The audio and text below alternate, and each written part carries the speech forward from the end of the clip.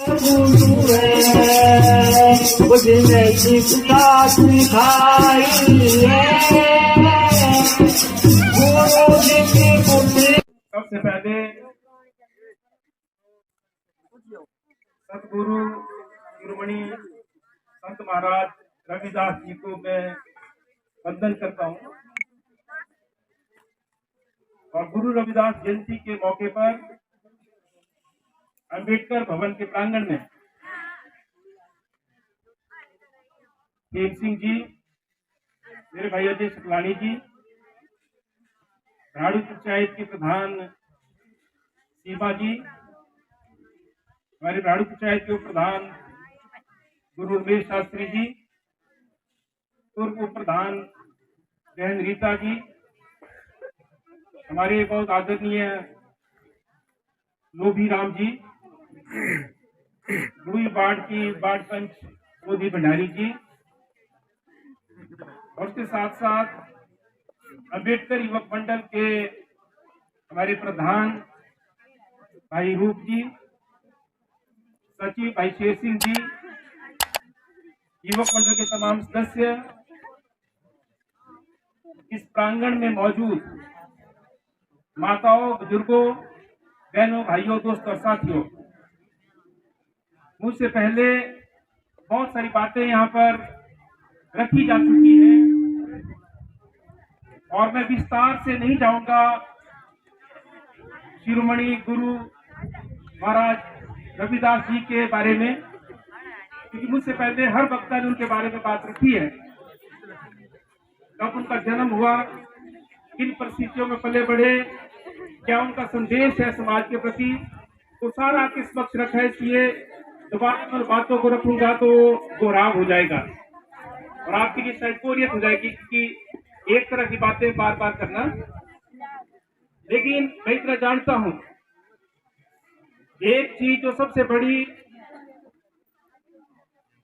गुरु जी ने कही थी, रविदास जी ने,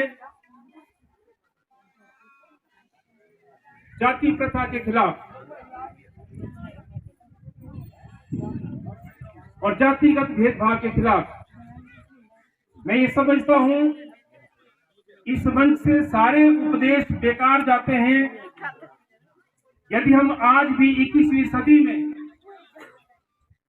जाति के आधार पर भेदभाव करते हैं। तो मैंने ऐसे अनेकों उदाहरण देखे हैं।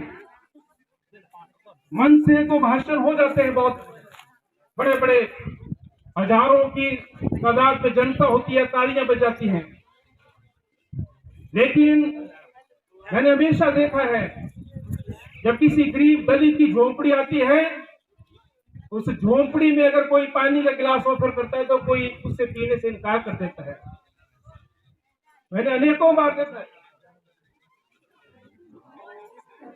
अनेकों बार देखा है कि जब कोई गरीब दलित का घर आता है और वो बड़े शौक से ऑफर करता है कि चाय पी लो या कुछ खाना खा लो, तो हजारों बहाने उपदेश देने वाले लगा देते हैं कि हम तो अभी खा के आए। तो इसलिए गुरु महाराज जी के आदर्शों पर चलना है, तो इस व्यवस्था से जाति व्यवस्था को खत्म करना होगा, जाति उत्पीड़न को खत्म करना होगा। मैंने बचपन से सीखा है और मैं हमेशा बोलता हूं, जब मैं बच्चा था तब मैं भी उन चीजों को मानता था।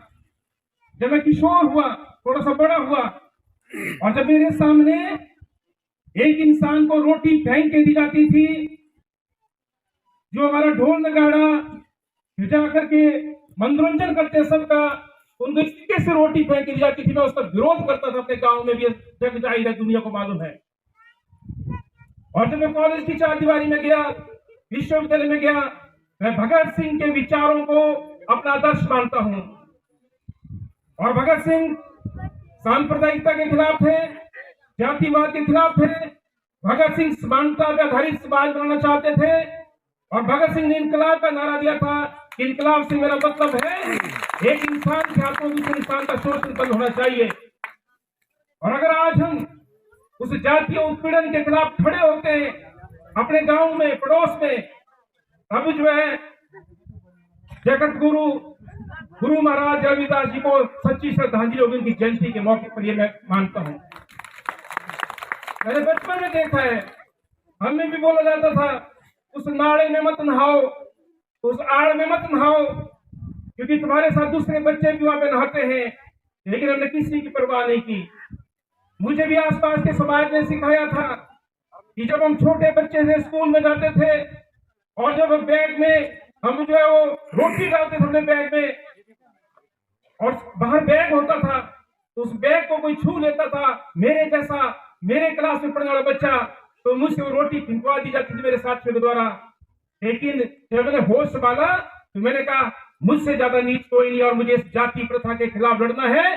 जैसा खून मेरी रगों में दौड़ता है ऐसा हर बच्चे की रगों में दौड़ता है और उसको छुपाता नहीं है। जो किसी के भी घर में सार्वजनिक फंक्शन में खा लेंगे सब, लेकिन जब कोई अपने घर में बुलाएगा तो वहां पर जो है मीन में जो है ये करेंगे। लेकिन मैं समझता हूं अगर हम इंसान हैं, अगर हम इस व्यवस्था के खिलाफ नहीं है तो तब हम इंसान नहीं हैं। और मेरा ये मानना है अगर कोई जाति के आधार पर भेदभाव करता है, धर्म के आधार पर भेदभाव करता है, मेरी नजर वो इंसान नहीं है। उपदेश जितना मर्जी कोई दे दे। इसलिए मैं अपनी बात को इस विषय पर ज्यादा लंबा नहीं खींचूंगा। आज का दिन बहुत महान है। मेरे ख्याल से 1377 इस संवत में माघ महीने की पूर्णमासी के दिन जो है गुरु रविदास जी का जन्म हुआ था। उनका पूरा जीवन, उनका सेवा भाव तो हम सब के लिए प्रेरणा है। मेरा सौभाग्य है मुझे आप लोगों का प्रतिनिधित्व करने का मौका मिला है। और मैं आज यहाँ देख रहा हूं भौरा के भी लोग हैं, गुड़ुई के भी हैं, राशि ग्योला के भी हैं और हमारे अतिथि लोग आए हैं। इनको जल्दी है, अभी इनको जाना है, इसलिए जो है हमने इनको बोला कि आप जो है थोड़ा खाना पहले खा लो, आप जाओ क्योंकि आपको किसी कार्यक्रम में जाना है। लेकिन मैं इतना कहना चाहूंगा ये जो सौभाग्य आप लोगों ने प्रदान किया है जिला परिषद में जाने का, मेरी कोशिश रही है शुरू से ही बिना किसी भेदभाव के, और मैं हमेशा जो सार्वजनिक काम है उसको तरजीह देता हूं। असंख्य जिला परिषद देखे होंगे लोगों ने आज भी हिमाचल प्रदेश के अंदर, लेकिन ब्राड़ू वार्ड हिमाचल का पहला वार्ड है जहां पर किसी जिला परिषद ने पूरे प्रदेश में अपनी निधि से 90 से ज्यादा सोलर लाइटें लगा दी 3 साल के अंदर। ब्राड़ू जिला परिषद वार्ड हिमाचल प्रदेश का पहला वार्ड है, कहीं से भी आंकड़े निकाल लो। और इसलिए मैं सरेआम बोलता हूं जिसने जिला परिषद ने अपने वार्ड के स्कूलों में, पंचायत घरों में और कुछ और स्थानों में 60 से ज्यादा वाटर कूलर जो है लगवा दिए अपनी निधि से। अरे ब्राड़ू पंचायत की बात करें, ब्राड़ू स्कूल को मैंने वाटर कूलर दिया अपनी निधि से, गुड़ुई स्कूल को दिया, स्पैडू स्कूल को दिया जो विशेष स्पैडू स्कूल है, भौरा स्कूल को दिया, मकोड़ा के लिए दिया, पंचायत घर ब्राड़ू के लिए दिया। और मुझे खुशी इस बात की कि पंचायत घर ब्राड़ू ने जो है वो कूलर स्थापित भी कर दिया है, सीनियर सेकेंडरी स्कूल में भी स्थापित हो गया है।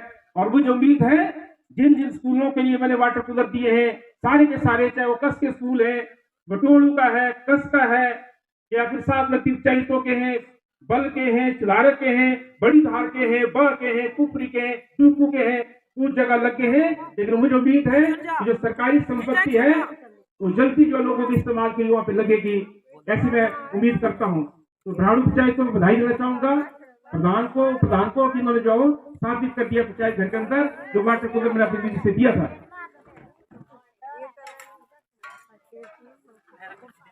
दूसरा ध्यान के क्यों होता हो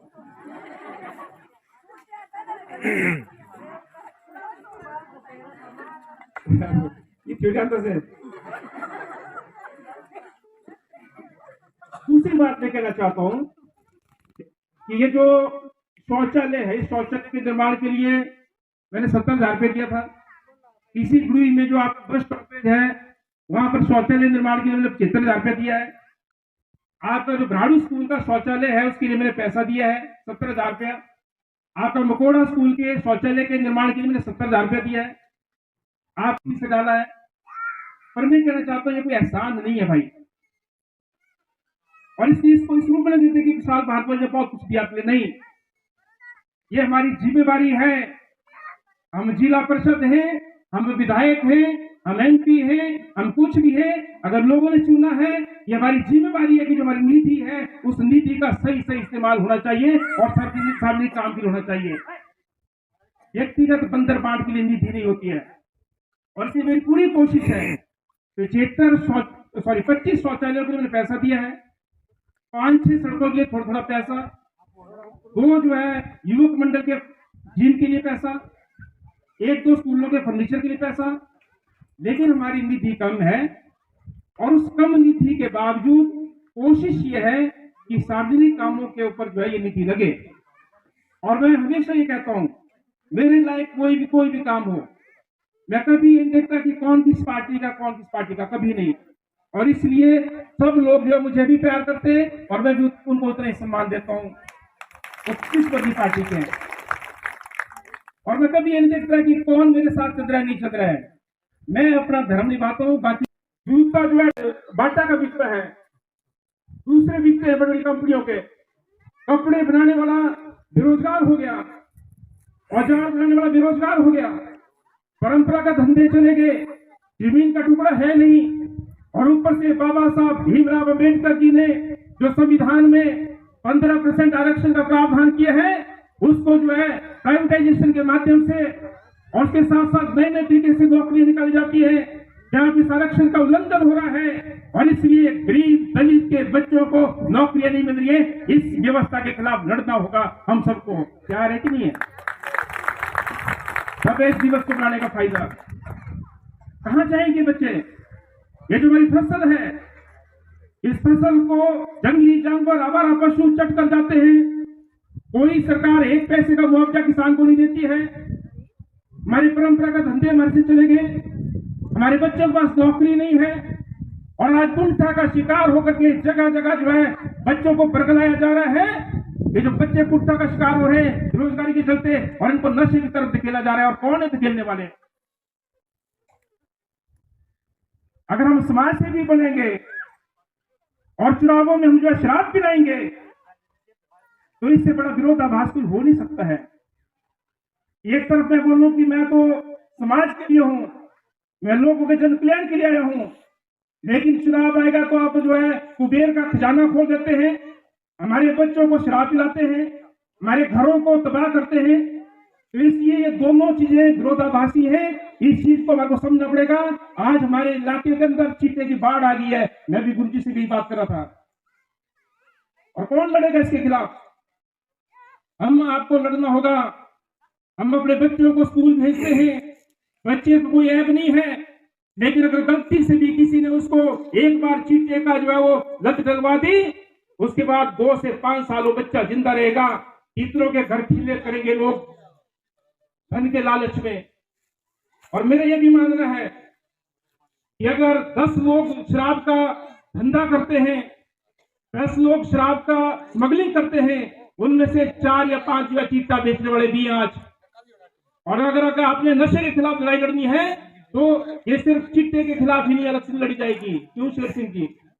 ये पूरी लड़ाई जो है हमारे को नशे के खिलाफ लड़ना पड़ेगी, नहीं तो बहुत सारे घर तबाह हो जाएंगे। हम अपने बच्चे का लालन पालन करते हैं, हम अपने पेट के हिस्सा काट करके उसको पालते हैं, उसको पढ़ाई के लिए भेजते हैं, और मालूम नहीं कि उस बच्चे को कब वो लत पड़ जाए। इसलिए इस नशे के खिलाफ भी हमारे को लड़ना है। ये जो है हमारे को प्रण लेना है आज गुरु महाराज जी के दरबार में, नहीं तो कितने बच्चे तबाह हो जाएंगे, कितने घर खिले पड़ जाएंगे। तो इसलिए और ज्यादा भाषण को न खींचते हुए, आज का मौका कोई राजनीतिक बात कहने का नहीं है, लेकिन ये तो हमारे समाज से और हमारे रोजाना की जिंदगी से जुड़ी चीजें। और इसलिए मैं कहना चाहूंगा कि सच्ची श्रद्धांजलि और इस जयंती को मनाने का हमारा मकसद तब पूरा होगा अगर हम इन सारी कुरीतियों के खिलाफ खड़े होंगे। जाति प्रथा के खिलाफ, जातिगत भेदभाव के खिलाफ, नशाखोरी के खिलाफ, चीटे के खिलाफ। जब तक हम इसके खिलाफ आवाज उठाएंगे तो तब हम जो है अपने समाज को आगे नहीं ले जा सकते। और आज ये सिर्फ सवाल ये नहीं है कि मैं ब्राह्मणों का जो है पड़ोसी हूं।